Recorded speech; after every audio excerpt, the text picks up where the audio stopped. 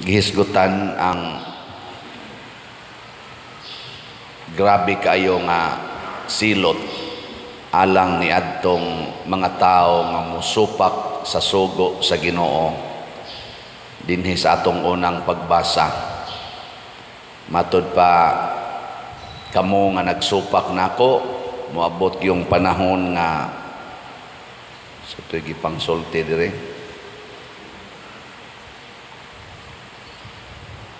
Sama kamo sa karumata nga akong nga puno sa karga nga iduot nako sa yuta. Bisan kadtong kusog mudagan dili makaikyas, mawad-ag kusog ang mga kusgan nga mga sundalo. Aw ang mga sundalo dili makaluwas sa ilang kaugalingon. Bisan kuno kadtong hanas mogamit og pana, ug ang mga kusog mudagan dili maluwas. Ug ang mga tao nga nagkabayo dili gyapon makaikyas. Pasabot kun makasala na gani ta, musupak na gaita sa sugo sa Ginoo, ato na ganing kontrahon ang iyang mga kasuguan, mao na ginay labing dako nga kaalautan natong mga tao. Lingiyay mong tupad ing nawa paka magsupak-supak nako no. Kay kita kusog kita musupak, magsalig ba? Magsalig nga kusgan ko, magsalig nga influential ko, magsalig nga ako'y nagkupot sa gahom. Mo ni karon ang gibuhat sa kalibutan, gubat ako'y magdesisyon nga makigubat, total ako may gamhanan. Mo na gisulti nila ni Putin, nilang Zelensky sa mga taga-Israel, ngadto sa taga-Hamas, ana og uban pang mga naggubat nga mga katawhan karon, ako'y magdesisyon. Karon sad giduso sad ni nato ang kanini ang absolute divorce bill. Way magbuot namo kay kami ang nagda sa gahom dinhi sa nasod. Ana no? Dili na ta maminaw sa Ginoo, gikalimta na nato ang Ginoo. Mo na giwarningan ta sa atong kaning tubag sa Salmo, hinumdumi kini kamo nga wala gayod maghuna-huna sa Dios. Kining giduso karon nga mga pamalaod, mga bill, sama aning katong atong RH bill, kining ato karong absolute divorce bill, o kining uban pang mga kuan, same-sex union bill, abortion bill, euthanasia bill. Sa panang uban kanang balhin-balhinon ang gender, ana ambot og ang atong mga magbabalaod naghuna-huna baka sa Dios. Apil na siguro ng pagkolor sa imong buhok, pagkiskis sa imong kilay, pagpaputian ng imong naong, pagpadakoan ng imong mga dughan, bisag laki ka, imong himuong dako, imong dughan, nya babae ka, imong himuong gamay, imong dughan, kay gusto jud kang maglinaki. Ambot og naghuna-huna baka na og Dios. Sige, ingna imong tupad, lingi ang imong tupad ba? Ingna sa imong pag-atiman sa imong naong, naghuna-huna ka sa Dios. Ingna nas kana bang imong pag-atiman anang imong naong, naghuna-huna ka sa Dios. Ay mo kabalaka kay hastaming mga pari, siging misa pero wa maghuna-huna sa Dios. Ang gihuna-huna unsa man? Ang kibaw na mo ang kolekta. Gasigi mig alagad sa simbahan, naay pipila namo og di ba ka kadaghana namo, wa maghuna-huna sa Dios. Ang gihuna-huna ang among kaayuhan nga makuha gikan sa among assignment. Mo nay pait kay tanan. Huna-huna gyud ang Dios.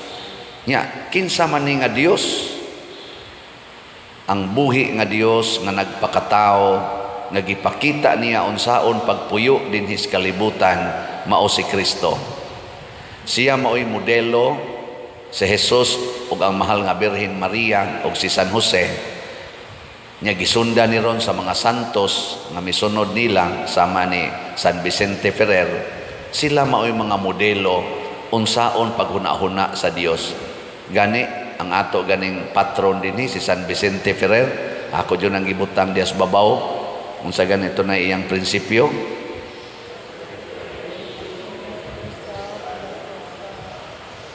Kusga.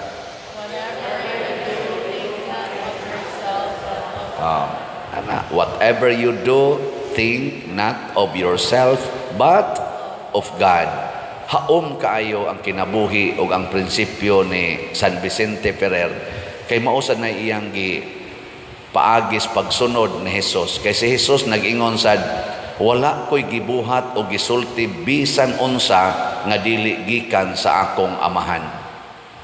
Nya gusto sad ni Jesus nga ang tanan nga nagsunod niya mupuyo sa kinabuhi nga iyang gipuy-an.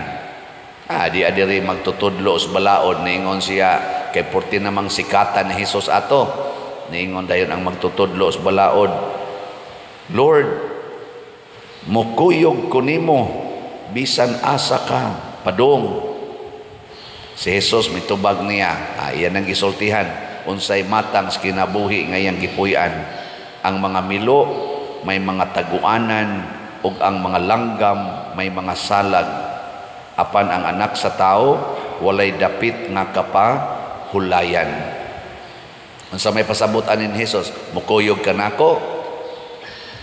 Lingay mong tupad. Ina mukuyog ka ni Jesus. Kuyog. Oy, may usa nato nga mobalibad. Uy, kuyog ko ni Jesus. Unsa may gisulting Jesus?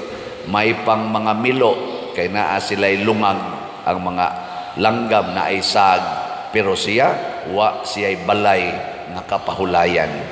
Ganahan mo mukuyog anang klasihas tao nga way balay nga kapahulayan, bisag asa lang makakatob. Ganahan mo?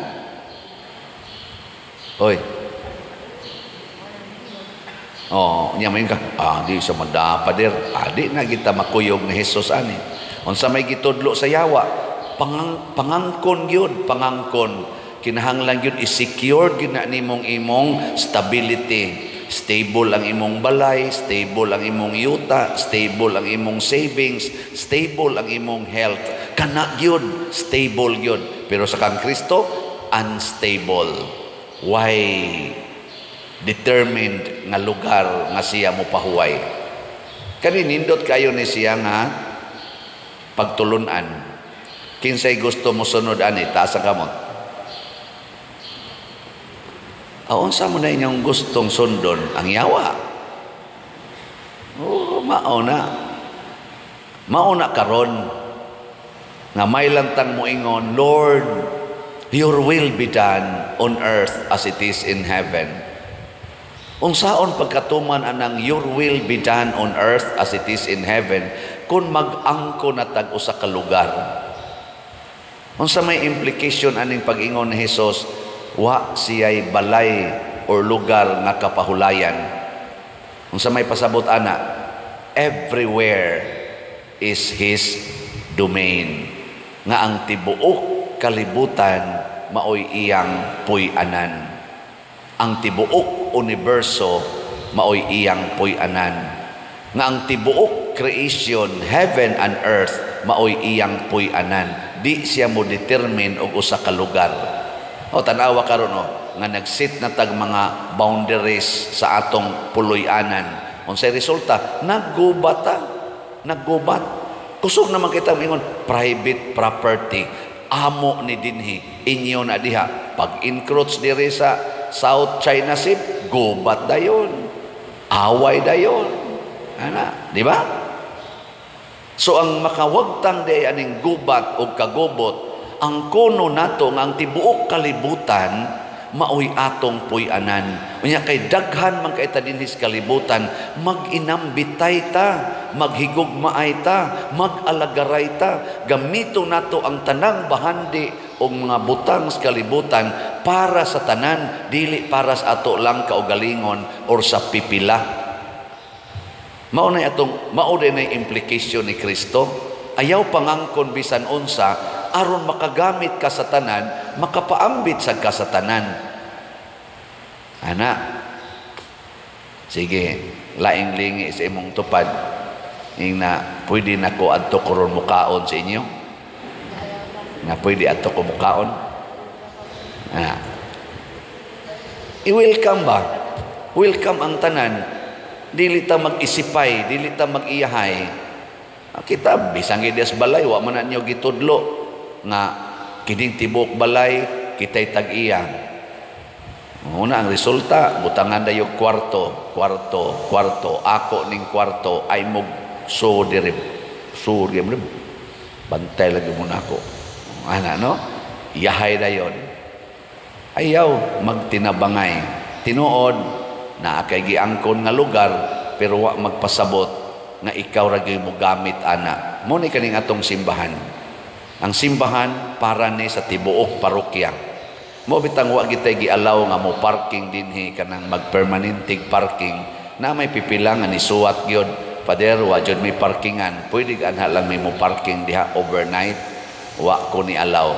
Ngano man sobra gud ni 20,000 ang atong parokyano pastilan og muhangyo ang tanan nga ari mo parking. Tungod kay para ni sa tanan, way usa nga moangkon dinhi nga siya'y mo gamit aning particular place para gid ni sa tanan. Mao nang ato ning gi-arrange dinhi. Doon natay mga pamaagi, pamalaod aron nga ang tanan makagamit. Nasa pipila mo ingon pader kanang mga lingkuranan, ubay-ubay man ginang lingkuranan diha. Pwedeng makagamit mis among para sa among minatay kay gihaya karon wa gi lingkuranan. Ang palingkuran anang magsigig tungit siguro, magsigig madyong. Nako ayaw kay ug ang hunahuna sa tanan nga kada dunay patay gamito ning mga bangko simbahan, simba kog daghan kay mga matay. Mahurot ni gamit nga tuon saon pag-uli dinhi nya inigamit na nato inig panahos misa wa na tay lingkuranan kay giigo-igo man ni nato sa ato dinhi gidaghanon sa manimba nga nang mosobra ba kanang mo excess diha. Ayaw lang ana pasagdi na lang ng mga kapitan diha kanang mga konsihal kay kusog man kay na sila mohatag anang mga pabor anang ilang mga constituents. May na kay particular barangay kini magong ato tibuok ning 5 ka barangay ang giatiman ani may mantong adto mo sa inyong kapitan kay di man yun magdungan og kahurot og kamatay ng daghan di anang usa ka barangay. Di ba? Maatiman ra gina nila kay kana ramang barangaya. So ana atong kuan ini na uban magmahay-mahay ba daw ning paria dili magpahuwam sa iyang kana sang atong mga tent, dagan naman tayo mga tent yas gawas, naman sa muhangyo, pwede gamiton pa der, ayaw lang, kay basin o niya og panahon na sa doon niya sa eleksyon, na ay mamatay gamiton atong tent, maingon dayon, kanas pander pariha dahil silang partido, itabangan man, nga inighangyo spikas, wa na tayo tent, maingon ta, ayaw lang, kay wa na tent, hato na gibalibaran, kay kontrapartido man ta. Awana nahimo ng partisan ang atong simbahan. Dili na mao ha. Mao na ang implication diay sa poverty ni Kristo. Mao di ay ang paghigugma sa tanan ug pagtan-aw sa tibuok kalibutan nga maoy iyang pinuy-anan. Nga atong panggaon ang tibuok kalibutan kay mao ni ang atong pinuy-anan. Kay nguban man gud nato panggaon ang iyang balay ug ang iyang nataran niya namuhi siyag baboy gipaagas ang hugaw sa baboy ngadto sa ilang silingan ngadto sa sapa. Wa niya panggaa ang silingan ug ang sapa. Ang silingan siging hanggap anang baho sa baboy, hugaw sa baboy niya siya mo pahimos para mo panindot sa iyang nataran. Sakto ka na? Ha? Ako gining panindutan ang akong sakyanan. Ako gining habul-habulan ang akong sakyanan para dili maabugan. Pero anha nako iparking sa karsada nga barangay road. Sakto ka na? Mo lagi na. Tungod kay wa naman ta maghuna-huna nga ang tibuok di ay kalibutan atong ampingan, atong gamiton aron mahimong kaayuhan sa tanan. Mao na ang Russia magsigig bomba ngadto sa Ukraine kay wa ko'y pakialam og mga bungkag ng inyong building, mga matay ng inyong mga tao diha, basta ang ako nga kundi nako na maangkon ang akong gusto mosupak mo, sigihan tagyon mo bomba, pero protektahan ni nakong ako dire, protektahan ni nakong akong teritoryo, pero kamo patyon ta mo, pero part ba yan na sa world? Sige tag-ingon, ayaw mo anang aso, ayaw mo anang aso, kay makadaot na sa ozone layer. Pirti ng aso nga miulbo dito karon sa Russia at dito sa Ukraine tungod anang pagsigig binumbahay. Hain man napadong ang ilang mga aso karon, ang mga aso gikan aning binumbahay sa Israel dito atong Gaza. Hain man napadong karon ang mga aso. Kanang mga aso sa ilang paghimo ng ilang mga nuclear weapons o mga other armaments sa gubat. Hain man napadong rong mga aso ana tuas atong ozone layer. Unya, muguba sa ozone layer, matod pas mga scientist, mupatay pagyod sa mga tao nga nias ubos. Grabe ang distraction sa mga taong hakog, sa mga taong nangangkon kanunay nga ako ni, ako ni, ako ni. Ang gusto ni Kristo, musunod ta niya, muingon siya, ampingan kuning tanan para sa tanan. Sige, last nga lingi sa imong tupad. Ning na sugod karon, ampingan tika. Don't worry, ampingan tika. Ana, ha? Sus, kanindot, ana. Kaysa muingon ka, sige, paksupak na piti yung kanako. Ampingan tika. Kana mo inindot, kana mga nangutang ninyo, ina ampingan tika. Yan siya, pwede di mo bayad, okay ra. Di ba? Imong asawa, imong ingnon, ampingan tika. Pwede ko mukuyog ni pare, okay lang. Okay lang. Anak, di ba? Lingo-lingo ra ba dayon? Imong asawa, katikista man niya, si pare, lay minister man, mangadto man sila sa chapel, nga ikaw, di man ka lay minister, ang magmukuyog ka. Sila kayo magkuyog. Nya okay ra na nimo, isip ba na? Okay ra. Ana, pwede may mag-overnight ni Father? Okay ra. Nga naman, mag-BEC meeting man dito sa layo nga chapel. Nya BEC organizer mang imong asawa. Nya sila ra mas Father duha magkuyog. O, di ba? Okay ba na? Okay ra. Ayaw, way labot ang sala ha? Way labot ang okasyon sa sala.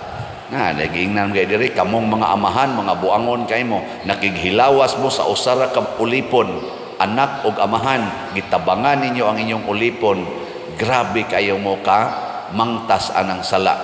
Ang sala gi atong likayan. Muingon na gani ang usa ka tawo, buhaton tani niya, tan-aw nato sala, automatic dili okay. Ana no? Basta sala. Moingon na gani imong uyab, ikaw babae ka, moingon imong uyab, mangadto tas hagunuyan, dili pwede. Manimba ta, okay. Di ba? Mang snacks ta, okay.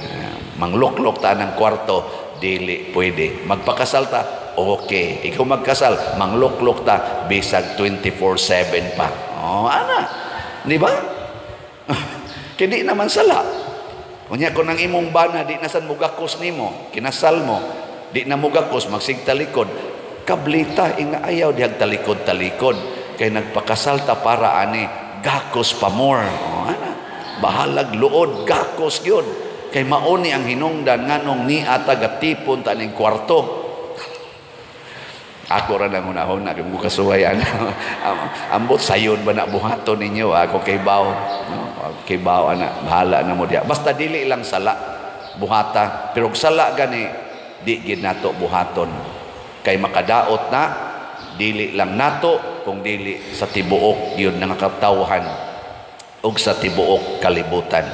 In short, sundo nato ang tanang sugo sa Ginoo ug likaya nato ang tanang sugo sa tao nga ni kontra na sa Ginoo, sama ning ato karong gi propose nga absolute divorce bill. Outright contradictory gina sa atong prinsipyo isip mga Katoliko, isip simbahan. mo na mubatok ta ana, pero ilagi ng idayon, we will suffer with them. Antuson lang sad nato ang silot uban nila. Sama ni Kristo, ni antos siya sa silot, kuyog nato silot sa sala, bisag wa siya kasala, aron mabuntog niya ang yawa. Maura sa na itong buhaton.